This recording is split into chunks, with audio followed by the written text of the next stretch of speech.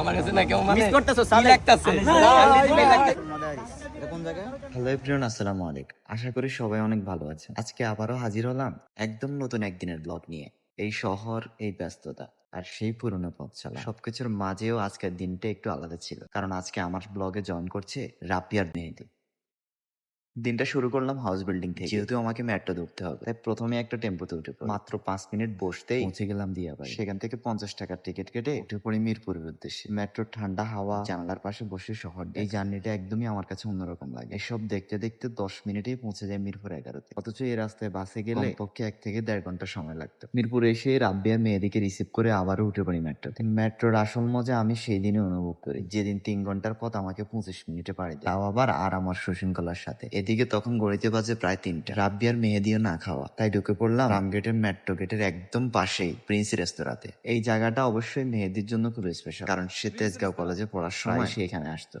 আমি অর্ডার করলাম 1 প্লেট হালিম, আর ওরা খেলো তেহারি। হালিমটা আমার কাছে বেশ ভালোই লেগেছে, কিন্তু তেহারির স্বাদটা খুব একটা ভালো লাগেনি, তাই পুরোটা না খেয়েই উঠে পড়লাম। আবার শেষে হাঁটতে হাঁটতে চলে আসলাম সংসদ ভবনের সামনে। ওখানে দাঁড়িয়ে দু চোখ ভরে তাকিয়ে থাকলাম এই বিশাল ভবনের দিকে। এক অদ্ভুত প্রশান্তি কাজ করছিল মন। বাংলাদেশের জাতীয় সংসদ ভবন শুধু দেশেরই নয়, গোটা বিশ্বের অন্যতম স্থাপত্য শৈলীর নিদর্শন। বিশ্ববিখ্যাত স্থপতি লুই আইকান এই ভবনের ডিজাইন করেছিলেন। জলাধার গম্বুজ আর জ্যামিতিক নকশার অসাধারণ মেলবন্ধন এই ভবনটিকে করেছে অনন্য।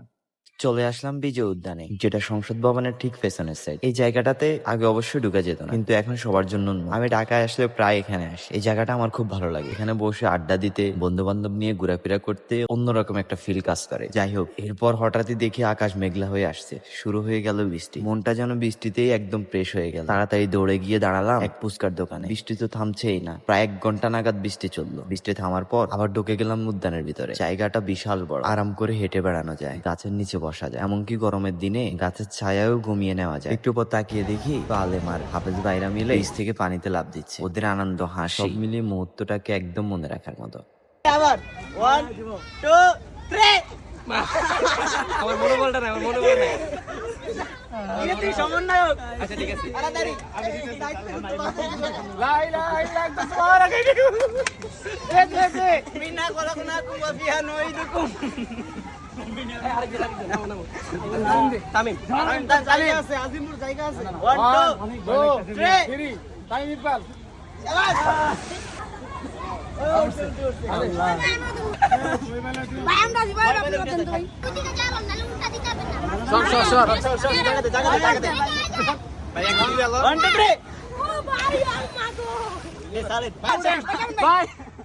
সালে আমার কাছে না কেউ মানে মিস করতেছো কি সালে লাগতাছে